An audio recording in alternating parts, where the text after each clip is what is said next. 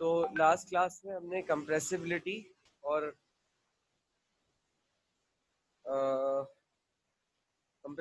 क्या पढ़ा था बेटा? रचना दोबारा बताओ।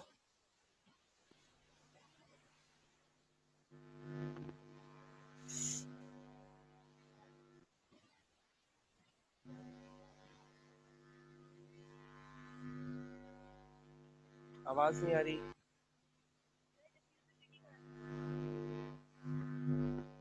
आवाज सिर्फ मेरे पास नहीं आ रही है, किसी के पास भी नहीं जा रही?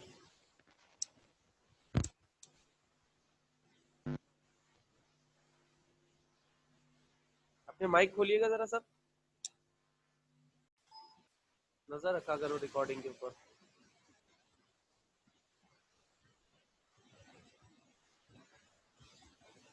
दर्शना बेटा, तुमने मैसेज किया, ये मैसेज तुम बजाय मैसेज लिखने के वॉइस माइक खोल के बोला करो। बोर्ड पे पढ़ा रहा होता हूँ, मैसेज थोड़ी देखता हूँ। अब पूरा मैंने ये एक्सपेंशन और कॉन्ट्रैक्शन का टॉपिक समझा दिया और इसमें रिकॉर्डिंग नहीं हुई। खैर चलो देखते हैं। अब देखो, अगला जो टॉपिक है ये थोड़ा सा डिटेल टॉपिक है और बड़ा टॉपिक है, viscosity.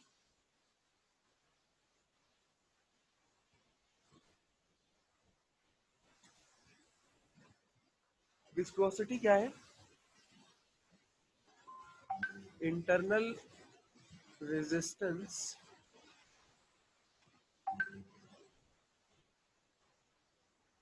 To flow of liquid. किसी भी लिक्विड के फ्लो में रुकावट, किसी भी लिक्विड के फ्लो में रुकावट क्या कहलाता है? विस्कोसिटी कहलाता है। अच्छा, एक सवाल है। देखो, फोर्स ऑफ फ्रिक्शन को तो आप लोग बहुत अच्छे से जानते हो ना, तो क्या आप लोग मुझे फोर्स ऑफ फ्रिक्शन डिफाइन कर सकते हो कि क्या होती है, फ्रिक्शन क्या होती है? अगर मैं आप लोगों से पूछूं, आप लोग फ्रिक्शन को कैसे डिफाइन करेंगे? फिजिक्स वाली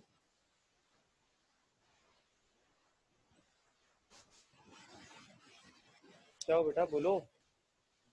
सर क्वेश्चन दोबारा रिपीट करो। बेटा मैं ये कह रहा हूँ कि जो फिजिक्स में फोर्स ऑफ फ्रिक्शन पढ़ी थी पिछले साल, उस फोर्स ऑफ फ्रिक्शन को आपसे अगर मैं पूछूं कि क्या होती है, व्हाट इज फ्रिक्शन, तो आप उसे कैसे डिफाइन करेंगे?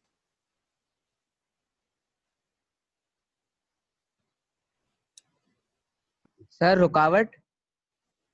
रुकावट, ठीक है। मतलब कैसी रुकावट? थोड़ा तफसील में अगर जाओ तो अच्छा रहेगा। थोड़ा उस कॉन्सेप्ट तक पहुंच जाओगे जहां मैं इस कॉन्सेप्ट के, इस टॉपिक के जरिए पहुंचाना चाह रहा हूँ। मतलब इस टॉपिक में मेरी ज्यादा मेहनत नहीं है।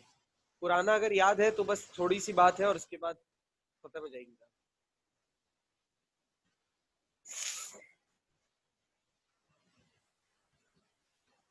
भाई मैं अपने दो हाथों को ऐसे करके रब कर रहा हूँ एक दूसरे पर, ठीक है, एक दूसरे पर रगड़ रहा हूँ। तो ऐसे रगड़ने पर, जब दो हाथों को मैं अपने ऐसे रगड़ रहा हूँ, तो ऐसे रगड़ने पर क्या होगा? दोनों हाथों में दोनों हाथ मेरे हीट अप हो जाएंगे, गर्म हो जाएंगे थोड़े। क्या ख्याल है? जी सर। तो हो जाएगा, ठीक है। अच्छा, अगर मैं मिसाल के तौर पर, अच्छा वो छोड़ो, ये बताओ कि जो मेरे हाथ को जब मैंने आपस में रब किया और ये जो गर्म हुए, तो ये क्यों गर्म हुए? मतलब रीजन इसके इसके गर्म होने का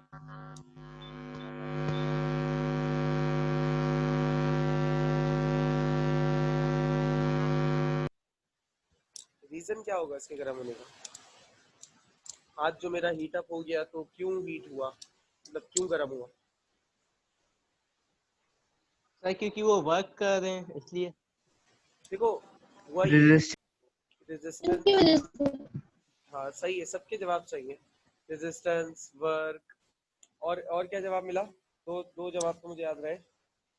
एक और जवाब भी था, मुझे पता नहीं क्या जवाब था। तो देखो असल क्या था, असल ये थी कि देखो जब मैं अपने एक हाथ को दूसरे हाथ पर ऐसे करके स्लाइड करा रहा था ना, तो ये वाला हाथ ना चाह रहा था कि ये मूव ना करे। अब इसके मूव ना करने की पूरी कोशिश कर रहा था, इसको रोकने की कोशिश कर रहा था, ये वाला हाथ इसको रोकने की कोशिश कर रहा था। अब इस रोकने की कोशिश में फ्रिक्शन पैदा हो रही थी। यानी कि जो कोशिश थी ना इसको रोकने की वो थी फ्रिक्शन।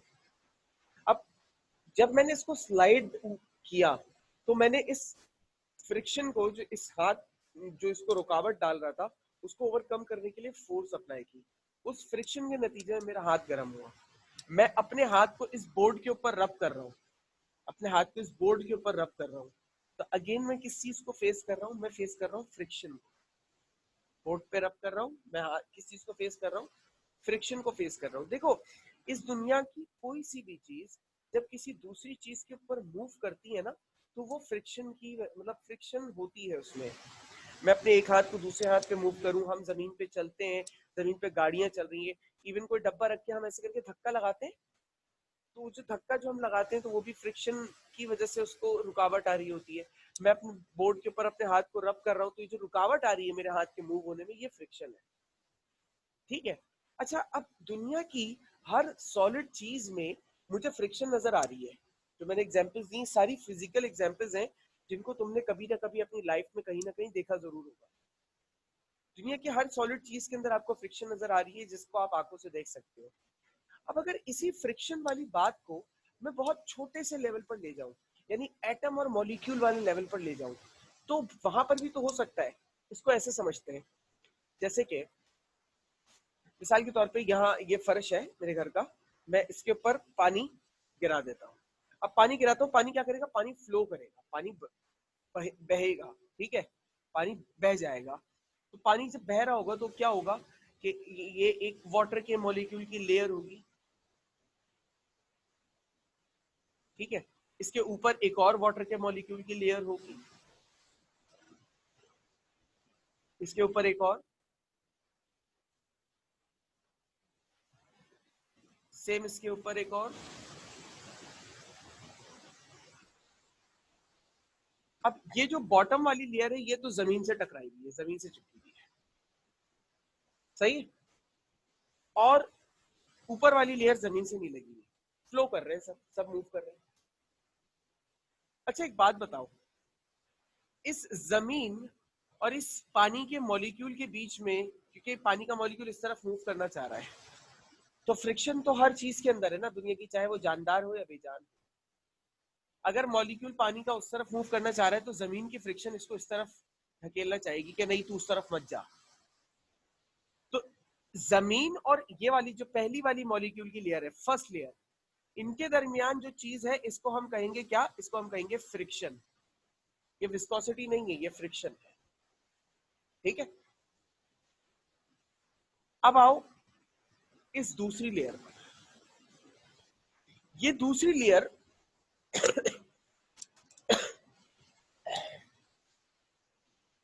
सॉरी, ये जो दूसरी लेयर है, ये दूसरी लेयर इन कांटेक्ट है पहली लेयर के और तीसरी लेयर के। अभी तीसरी लेयर को थोड़ी देर के लिए भूल जाओ, अभी सिर्फ दूसरी लेयर को देखो। ये पहली दूसरी लेयर जो है ये पहली लेयर के इन कांटेक्ट है। अच्छा देखो, ऐसा तो पॉसिबल नहीं है ना कि पानी अगर मूव कर रहा है तो ये नीचे वाली ही लेयर मूव करेगी। जब पानी मूव करेगा तो वाटर की सारी लेयर्स मूव करेंगी, मॉलिक्यूल की सारी लेयर्स मूव करेंगी। ऐसा थोड़ी नहीं हो सकता कि सिर्फ ऊपर की लेयर मूव करे, नीचे की लेयर मूव करे और कोई मूव ना करे। लेयर्स तो सब मूव करेंगी। अच्छा, जब ये वाली लेयर मूव कर रही थी तो दैट इज कॉल्ड फ्रिक्शन। और जब ये लेयर यानी कि सेकंड नंबर वाली लेयर इस फर्स्ट नंबर वाली लेयर के ऊपर मूव करना चाह रही थी, तो ये जो फर्स्ट नंबर के मॉलिक्यूल होंगे, जब मेरा हाथ इस हाथ को रुकावट डाल सकता है स्लाइड करने में, तो ये वाली मॉलिक्यूल की लेयर इस वाले मॉलिक्यूल की लेयर को रुकावट नहीं डाल सकती कि भाई रुक जा, नहीं जा। अब यहाँ जो ये फोर्स ऑफ फ्रिक्शन होगी ना, ये भी एक तरह की फोर्स ऑफ फ्रिक्शन होगी, रुकावट डालेगी कि नहीं मूव नहीं कर। इसको हम कहेंगे विस्कोसिटी। यानी कि मॉलिक्यूल्स की जो लेयर आपस में एक दूसरे को रुकावट डालती है ना मूव करने के लिए, उस चीज को हम कहते हैं विस्कोसिटी। और जमीन के साथ जो वाटर की लेयर की या किसी भी लिक्विड की लेयर की जो फ्रिक्शन होगी उसे हम कहते हैं सिर्फ फ्रिक्शन। आपस में किसी भी लिक्विड मॉलिक्यूल की जो फ्रिक्शन है उसे हम कहते हैं विस्कोसिटी। बात समझ में आई बेटा? बेटा विस्कोसिटी समझ में आई? जी सर। सर एक बार रिपीट कर दें। अच्छा, मैं ये कह रहा हूँ बेटा कि कहाँ से रिपीट करूँ, पहले मुझे ये बताओ। ये जो डायग्राम बनाएंगे सर। अच्छा, देखो मैं ये कह रहा हूँ कि ये एक लिक्विड है, फ्लो, जमीन के ऊपर मैंने पानी डाल दिया है और मैं उसको ऐसे फैला रहा हूँ जमीन पे ना।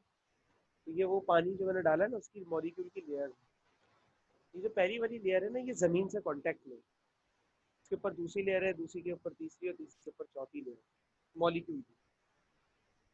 अब हमने देखा है कि दुनिया की हर चीज में फ्रिक्शन होती है। अगर किसी चीज के ऊपर किसी चीज, कोई चीज किसी चीज से इन कांटेक्ट है और वो मूव करना चाहे, तो जो दूसरी चीज होगी ना, वो उसके लिए रुकावट बनेगी। भाई ये मेरा हाथ है, ये इस बोर्ड से कांटेक्ट में आया, अब मेरा हाथ यू मूव करना चाह रहा है, लेकिन ये बोर्ड ना रुकावट डालेगा कि नहीं भाई तू उधर मूव नहीं कर।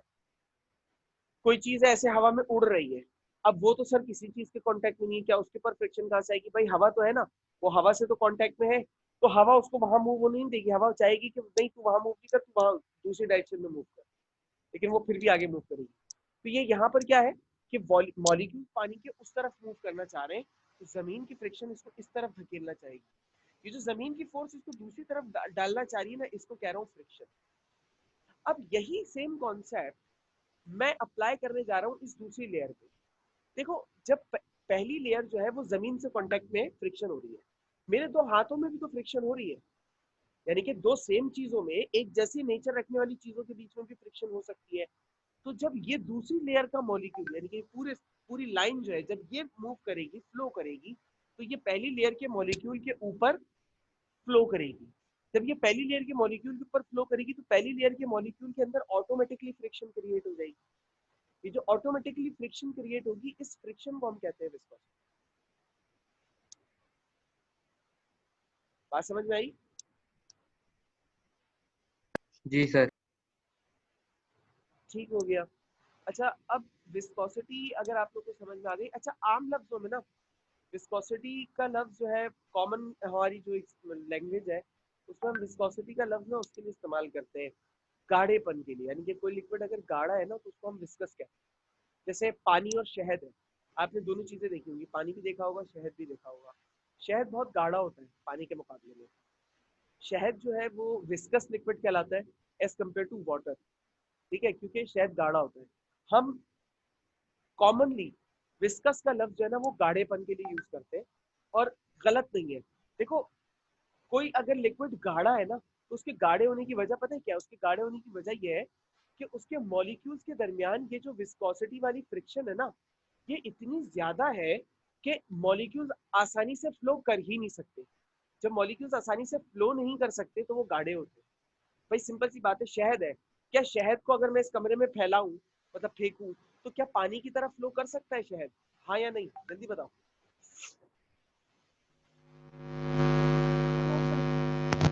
नहीं, नहीं करेगा ना, बिल्कुल नहीं करेगा, क्योंकि सर शहद गाढ़ा है। तो उसकी क्या वजह है कि उसकी जो ये फोर्स ऑफ फ्रिक्शन है ना, ये बहुत ज्यादा है। बात समझ में आ गई?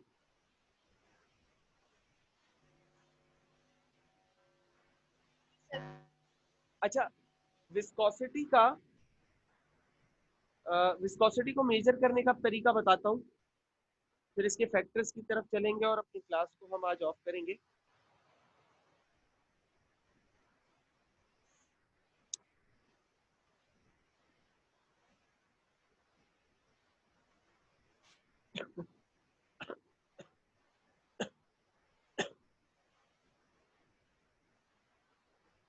मेजरमेंट ऑफ विस्कोसिटी,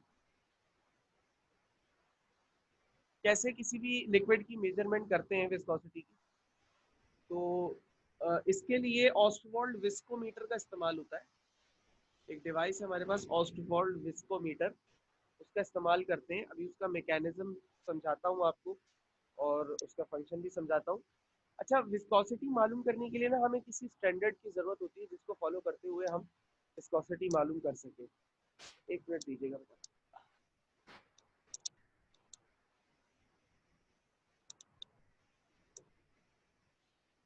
जी, तो हमें किसी स्टैंडर्ड की ज़रूरत होती है, जिस स्टैंडर्ड को हम सामने रखकर किसी दूसरे लिक्विड की विस्कोसिटी मालूम कर सकते हैं। तो हम इसके लिए वाटर को स्टैंडर्ड रखते हैं। वाटर की 0 डिग्री सेंटीग्रेड पर जो विस्कोसिटी होती है वो 1.78 होती है, और 23 डिग्री सेंटीग्रेड पर इसकी जो विस्कोसिटी होती है वो हमने एक आर्बिट्री वैल्यू फिक्स की हुई है, वो 1 सेंटीपॉइज। हम क्या करते हैं, जब हमें किसी लिक्विड की विस्कोसिटी मालूम करनी होती है, फॉर्मूला क्या होता है, मैं फॉर्मूला पहले लिख देता हूँ तो उससे जरा आपके लिए समझना थोड़ा सा आसान होगा। विस्कोसिटी ऑफ लिक्विड, जिस लिक्विड की आपको विस्कोसिटी मालूम करनी है वो ऊपर होता है, divided by viscosity of water. जिस वाटर आपको पता है कि हमने स्टैंडर्ड के तौर पर यहाँ पर लिया हुआ है, ठीक है, is equal to density of liquid. वो जो भी लिक्विड है उसकी density divided by density of water. Water की डेंसिटी हमें पता है स्टैंडर्ड 1 होती है, वाटर को स्टैंडर्ड बनाया हुआ है डेंसिटी में भी, और flow time divided by flow time. अच्छा, डेंसिटी क्या होती है? डेंसिटी कहते हैं बेटा मास अपॉन वॉल्यूम को, यानी कि किसी भी चीज के मास और उसका वॉल्यूम निकाल लो और दोनों को डिवाइड कर दो तो उस चीज की डेंसिटी पता चल जाएगी। और डेंसिटी निकालना कोई मुश्किल बात नहीं है, मैं पहले भी शायद समझा चुका हूँ, फिर रिपीट कर रहा हूँ। मिसाल के तौर पे डस्टर है, मुझे इसका जो है ना वो डेंसिटी मालूम करनी है। इसको तराजू पे रखो, इसका वजन निकालो, वजन पता चल गया। मान लेते हैं कि इसका जो मास आया वो आया 20 ग्राम, ठीक है। अब इसका वॉल्यूम चाहिए। वॉल्यूम हमें पता है क्या होता है, length into breadth into height. मैंने स्केल रखा, इसकी लेंथ नापी, इसकी हाइट नापी, इसकी ब्रेथ नापी, तीनों को मल्टीप्लाई किया, मान लो उसका आंसर आया 4 सेंटीमीटर। अब क्या करो, 20 को 4 से डिवाइड कर दो, आंसर आएगा 5 ग्राम पर सेंटीमीटर क्यूब। ये डेंसिटी है। तो डेंसिटी किसी भी चीज़ की मालूम करना कोई मुश्किल बात नहीं है, इसलिए किसी भी लिक्विड की डेंसिटी भी मालूम करना मुश्किल बात नहीं है। अब आते हैं कि ये एक्सपेरिमेंट किस तरीके से करवाया जाता है। हमारे पास दो कॉलम्स होते हैं, ऑस्टवॉल्ड विस्कोमीटर इस तरीके का एक कॉलमनिक चेम्बर होता है, इसके अंदर दो कॉलम्स होते हैं, ठीक है। हम क्या करते हैं, हम इसमें यहाँ टॉप से पहले वाटर को इंट्रोड्यूस कराते हैं। वाटर जैसे ही ऊपर से हम इंसर्ट करते हैं, हम स्टॉप वॉच ऑन करते हैं और जैसे ही वाटर बॉटम पे पहुंचता है स्टॉप वॉच स्टॉप करते हैं। तो वाटर ऊपर से लेके नीचे तक कितने टाइम में आया, हमें उससे उसका फ्लो टाइम पता चल जाता है। फिर दूसरे चेम्बर में हम जो लिक्विड हमारा होता है वो लिक्विड हम डालते हैं और ऊपर से लेके नीचे तक वो कितने टाइम में आया ये हम टाइम नोट करते हैं, ये लिक्विड का फ्लो टाइम। हमें मालूम क्या क्या करनी है, अगर हमें विस्कोसिटी ऑफ लिक्विड निकालना है तो हमें ये बाकी सारी चीजें पता होनी चाहिए। देखो, फ्लो टाइम लिक्विड का और फ्लो टाइम वाटर का इस तरीके से आ गया। वाटर की डेंसिटी कांस्टेंट है 1 होती है, बता दिया मैंने। डेंसिटी ऑफ लिक्विड निकाल लोगे, अभी बता दिया कैसे निकलती है। विस्कोसिटी ऑफ वाटर वो भी स्टैंडर्ड 1.78 फिक्स की हुई है, वो भी आपको पता ही है। सारी चीजें पता चल गई, मल्टीप्लाई डिवाइड करो, विस्कोसिटी लिक्विड की पता चल गई। तो विस्कोसिटी निकालना कोई मुश्किल बात नहीं है। एक बात जो और यहाँ पर साथ में आपको याद रखनी है, वो यूनिट, विस्कोसिटी का यूनिट होता है पॉइज। पॉइज नाम का साइंटिस्ट था, पॉइजले नाम का साइंटिस्ट था, उसने इसको सबसे पहले डिस्कवर किया था विस्कोसिटी के फिनोमिना को। और तो उसका जो नाम है वो पॉइजले था, उसी के नाम पर इसके यूनिट को बना दिया गया पॉइज। और 1 पॉइज जो होता है वो बराबर होता है 1 सेंटीमीटर, 1 ग्राम पर सेंटीमीटर, ठीक है। 1 ग्राम पर सेंटीमीटर के 1 पॉइज बराबर होता है। ये इसकी यूनिट्स हो गए। इस बारे में कोई सवाल या कंफ्यूजन किसी को है तो पूछ ले, वरना फिर मैं आगे चलूँ। हो सकते हैं।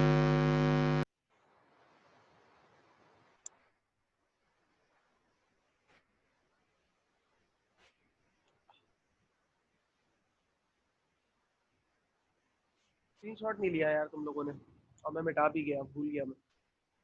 खैर वीडियो अपलोड सर करूँ। मैंने ले लिया सर, ले लिया। ले लिया था, चलो गुड हो गया। ग्रुप पे डाल दिया करो यार स्क्रीनशॉट, तुम लोग डालते नहीं हो, रोजाना बोलना पड़ता है, पता नहीं क्यों नहीं डालते। ग्रुप बनाए इसलिए कि चीजें आपस में शेयर कर लो।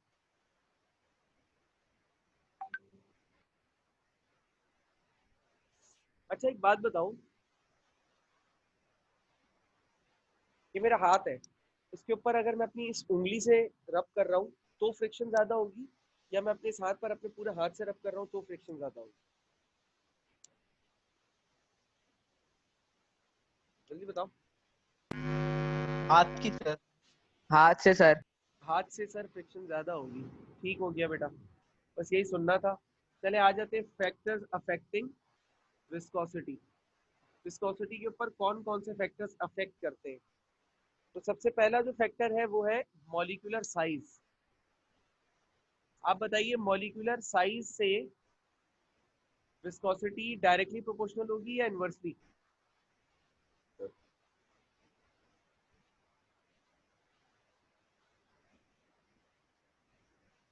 बताओ। यानी कि अगर मॉलिक्यूल साइज में बड़ा होगा तो विस्कोसिटी ज्यादा होगी या कम होगी? कम होगी इनवर्सली। नहीं नहीं बेटा, डायरेक्ट होगा। समझा देते हैं, समझा देते हैं। देखो, ये दो, ये मॉलिक्यूल्स है, ठीक है। एक कोई एक लिक्विड है जिसके मॉलिक्यूल का साइज है।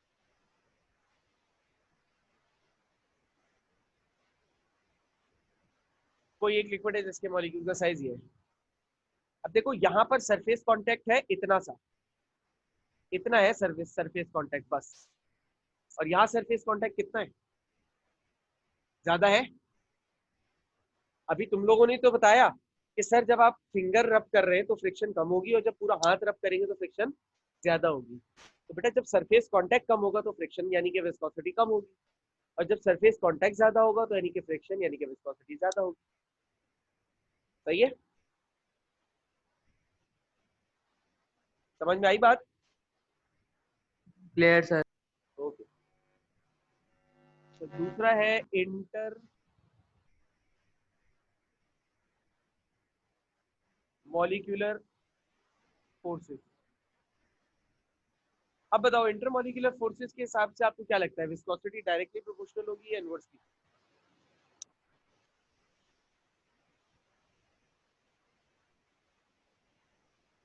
बताओ जल्दी बताओ, 5 मिनट रह गए यार क्लास में। सर रिपीट करें। मैं कह रहा हूँ इंटरमॉलिक्यूलर फोर्सेस के हिसाब से विस्कोसिटी डायरेक्टली प्रोपोर्शनल है या इनवर्सली? इनवर्सली। विस्कोसिटी डायरेक्टली होती है बेटा, दोबारा समझ लो। देखो इनवर्सली इंटरमॉलिक्यूलर फोर्सेस का मतलब क्या है? मॉलिक्यूल्स का आपस में एक दूसरे को टाइटली अट्रैक्ट करना। अब दो मॉलिक्यूल्स एक दूसरे को बहुत पावरफुली पकड़ के बैठे हुए, क्या उनको फ्लो कराना आसान होगा? नहीं होगा। मतलब ये मॉलिक्यूल्स की लेयर है और इन्होंने एक दूसरे को इतने टाइट से पकड़ के रखा है कि आंधी आए तूफान इन्होंने हिलना ही नहीं है। तो क्या ये फ्लो करेंगे? जवाब होगा नहीं। और कोई ऐसा लिक्विड है जिसके अंदर मॉलिक्यूल बहुत लूजली पैक है, यानी कि फूंक भी मारो तो फैल जाएंगे। आपने फूंक मारी, ये यहाँ से निकल के फैलना शुरू हो। इनमें हाई थी इंटरमॉलिक्यूलर फोर्स, इनमें लो थी इंटरमॉलिक्यूलर फोर्स। तो विस्कोसिटी इसमें ज्यादा हुई या इसमें ज्यादा हुई? इसमें हुई ना ज्यादा। बात समझ में आई? जी सर। ठीक है, आगे चलते हैं। अच्छा अब टेम्परेचर से बताओ, टेम्परेचर से विस्कोसिटी डायरेक्टली प्रोपोर्शनल है या इनवर्सली? जल्दी जल्दी बताओ, टाइम नहीं है। डायरेक्टली। टेम्परेचर से विस्कोसिटी इनवर्सली प्रोपोर्शनल है। इनवर्स। क्यों है? सुन लो, फिर से सुन लो, कोई मसला नहीं है। जवाब मकसूद है बेटा, जवाब होना चाहिए, सही गलत बात की बात है। अब सुनो भाई, क्यों नहीं होती? इनवर्सली क्यों है? भाई टेम्परेचर बढ़ाने से क्या होता है, मॉलिक्यूल्स को एनर्जी मिलती है ना। जब एनर्जी मिलती है तो वो एक दूसरे के को एक ज्यादा जोर से धक्का देने लगते हैं। जब ज्यादा जोर से धक्का देंगे तो मॉलिक्यूल्स एक दूसरे से ज्यादा दूर दूर हो जाएंगे। जब ज्यादा दूर दूर हो जाएंगे तो ये इंटरमॉलिक्यूलर फोर्स कमजोर पड़ जाएगी। जब ये इंटरमॉलिक्यूलर फोर्स कमजोर पड़ जाएगी तो विस्कोसिटी भी कमजोर पड़ जाएगी। आई बात समझ में?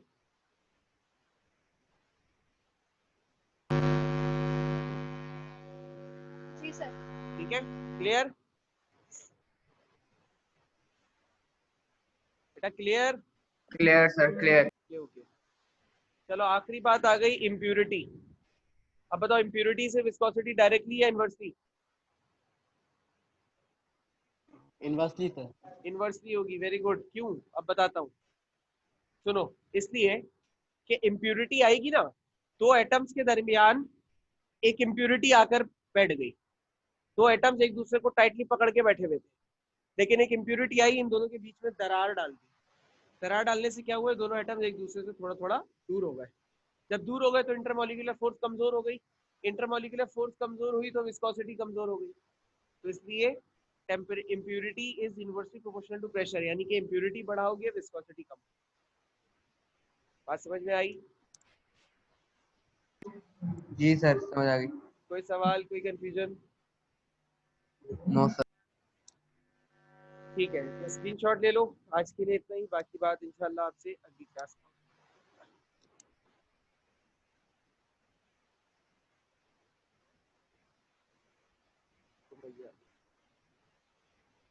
स्क्रीनशॉट ले लो बेटा और क्लास लीव करो जल्दी से। जल्दी से सब लीव करो क्लास में, क्योंकि एक न्यू स्टूडेंट आ रही है, मुझे उनसे कुछ बात करनी है, टाइम नहीं है, प्लीज।